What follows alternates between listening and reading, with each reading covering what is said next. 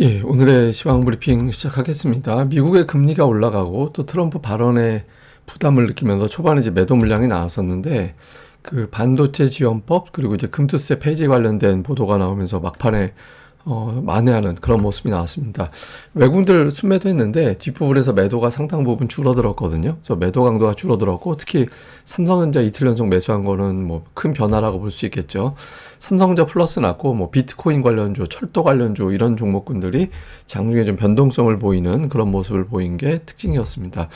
우선 뭐 초반에는 시장이 좀 고전했는데 뭐 아무래도 이제 미국의 국채 금리가 올랐잖아요. 골드만삭스에서 미국 10년물 금리가 4.3% 넘어가면 증시의 불안함을 초래할 수 있다. 이런 분석을 제시한 적이 있죠. 4.3% 언저리 가다 보니까 시장에 좀 밀릴 수밖에 없는 그런 환경이긴 했는데 다만 이제 금리 영향은 오늘 그렇게 크진 않았던 것 같아요. 왜냐하면 아시아 증시에서 오전에 좀 밀렸던 나라가 우리하고 대만이었고 그 외 나라들은 그렇게 밀리진 않았거든요. 그래서 금리는 그냥 경계 요인 정도였다.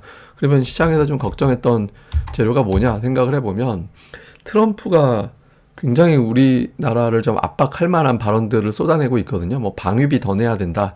반도체법 관련된 이야기하고, 그러니까 반도체법 같은 경우는 지금 보조금 지원 받으면서 미국에 공장을 짓고 있잖아요. 그런데 그렇게 하지 말고 관세를 왕창 부과해서 미국에서 생산하지 않는 제품에 대해서는 관세를 물리게 하면 결국에는 미국에 와서 공장을 짓게 될 것이다.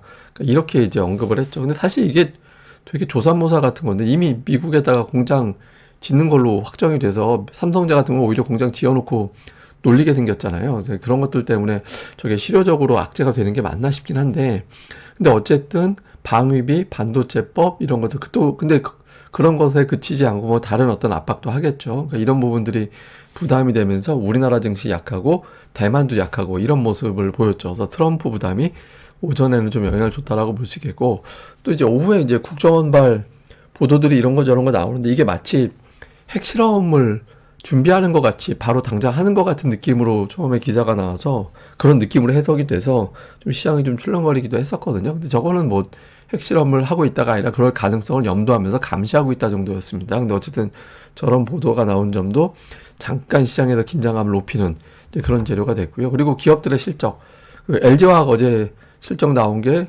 상당히 안 좋게 나오면서 오늘 장중 초반부터 크게 빠졌고 이게 지수에 어느 정도 영향을 줬다라고 볼 수 있잖아요. 그리고 뭐 그 외 종목군들도 막 실적 부진 이제 공시한 기업들, 그러니까 실적 발표 나올 때 숫자에 따라서 등락폭이 너무 커요. 예, 오르고 내리는 폭이 너무 커가지고 이 실적에 대한 어떤 부담이 있죠. 그래서 투자자들이 좀 이거 숫자 볼 때까지 함부로 움직이면 안 되겠다 이런 걱정이 좀 있었던 것 같습니다. 그래서 오전에는 좀 부진했는데 2시쯤 되면서 갑자기 지수가 확 올라가는 그런 모습이 나왔잖아요. 이게 이제 반도체 특별법, 그러니까 반도체에 어떤 지원을 해주는 특별법 플러스 금투세를 폐지하는 법안을 이제 당정에서 추진을 한다. 이번 정기국회에서 통과시키는 게 목적이다. 뭐 이런 내용들이 보도가 됐거든요. 그래서 이게 여당발로 나온 거긴 한데 저는 이제 개인적으로 이게 이제 한 달이 건너서 생각을 해보면 야당 쪽에도 그렇게 나쁜 그림은 아닌 것 같아요. 예를 들어서 뭐 좀 야당이 쉽게 그냥 바로 폐지 또는 뭐 유예 이렇게 결정하지 못하는 게 금투세를 이제 강행해야 된다 이런 어떤 주장도 되게 많이 나오고 있잖아요. 그래서 조금 그런 부분들을 달래거나 우리 어쩔 수 없이 이렇게 유예하는 거야 뭐 이런 좀 명분을 만들고 싶어 할 텐데 뭐 이제 지금 당정에서 저렇게 밀어붙이면 당정에서 저렇게 밀어붙이는 거야 그냥 협조해서 쟤들이 저런 거야 뭐 이렇게 가면 되는 거잖아요. 그래서 차라리 야당 쪽에도 저게 명분이 될 수도 있겠다라는 생각은 들더라고요. 근데 어쨌든 금투세 이슈가 또 제기가 되는 점이 포함이 되면서 시장이 이제 막판에 낙폭을 줄였던 걸로 일단 추정이 됩니다. 그러니까 뭐 이거에 또 워낙 과매도거든요. 그러니까 과매도에서 제가 뭐 계속 말씀드리지만 툭하면 이제 반등 시도가 나오는 자리라서 그런 부분들이 좀 전체적으로 영향을 줬지 않나 이렇게 보고 있습니다. 주요 종목은 삼성전자가 이틀 연속 양봉 나오면서 21선까지 딱 가서 부딪히는 그 정도 모습이 나왔는데 21선 회복한 거는 8월 말 이후 처음이거든요. 여기 이제 돌파까지 나오게 되죠. 21선 돌파한다는 건 바로 6만 원 넘어간다는 얘기니까 흐름을 좀 주목해 봐야 될 것 같고 반면에 이제 하이닉스는 이제 빠졌죠. 이게 두 종목이 시소가 돼버리는 그런 형태가 됐는데 하이닉스는 이제 수요일 증시를 잘 봐야 됩니다. 왜냐하면 이게 보시다시피 9월 이후에 SK하이닉스가 3일 빠진 적이 없어요.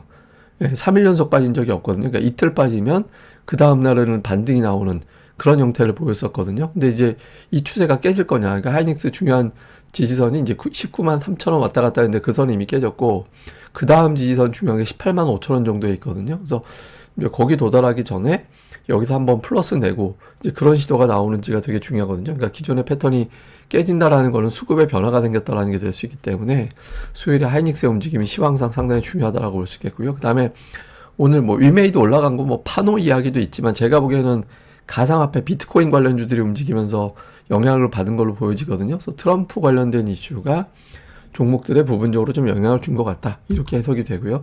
그 다음에 이제 자동차주가 좀 부진한데 실적 이슈도 있고 한데, 그리고 또 이제 자꾸 트럼프가 이제 관세 이야기하고 하니까 아무래도 이제 수출 기업들에 좀 부담이 된다. 이런 것도 있잖아요. 근데 미국에서 자동차주가 최근에 괜찮았었거든요. 그런 것들에 비하면 우리나라 자동차주가 좀 못 오른 측면이 있거든요. 그래서 뭐 이런 상태가 그대로 갈지는 더 체크를 해봐야겠습니다.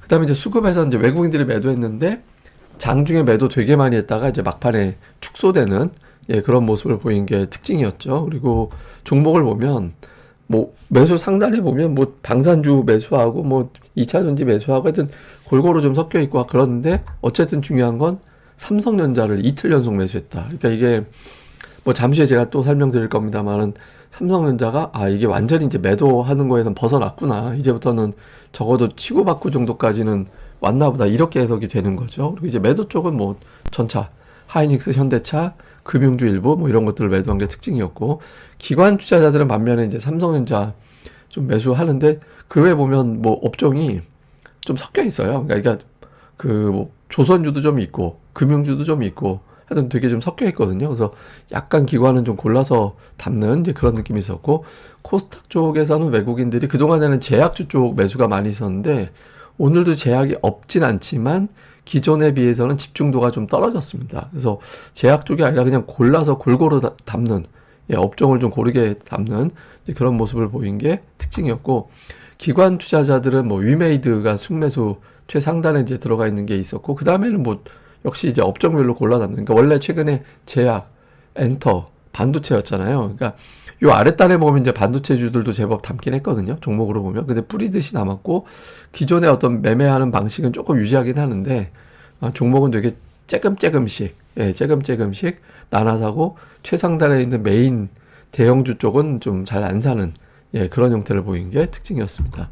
자, 정리를 좀 해보면, 미국의 10년물 국채금리가, 저는 사실 4.3보다는 4.4가 되게 중요한 위치라고 보는데, 4.3 넘어가는 것 자체는 단기적으로는 부담이 될 수 있거든요. 금리 동향 좀 봐야 될 거고, 그 다음에 이제 빅테크 실적 발표가 시작이 됩니다. 그러니까 실적 나올 때마다 변동성이 되게 컸었는데, 이번에 이제 무난하게 좀 좋은 쪽으로 흘러가게 되는 흐름이 나오는 게 아무래도 좋겠죠. 그래서 빅테크 실적 발표 전후에서 시간의 주가라든가 주가 동향 봐야 될 거고, 그리고 시황상 하이닉스가 3일 연속 하락한 적이 없었는데 9월 이후에 여기서 추가적으로 만약에 하락하는 형태가 만들어지게 된다라면 이게 자금 이동이 완전히 만들어진다 이렇게 되면서 좀 변동성이 커지고 그러면 이제 삼성전자 쪽으로 좀 쏠림이 나타나는 그런 구도가 될 수 있거든요. 근데 그런 구도보다는 이제 병행하면서 두 개가 올라가는 형태가 더 좋죠. 그래서 그런 구도가 나오는지. 그 다음에 이제 삼성전자는 강한데 삼성전자 주변주들은 그렇게 막 뭐 일부 종목이 올라가긴 하지만 확산되진 않고 있거든요. 그러니까 삼성전자에 대한 믿음이 아직은 약하다라고 봐야 되는 대목이잖아요. 근데 코스닥 쪽에서 삼성전자 관련된 주변주들이 본격적으로 이제 움직임이 나올 거냐, 이 부분도 살펴보는 게 중요할 것 같습니다.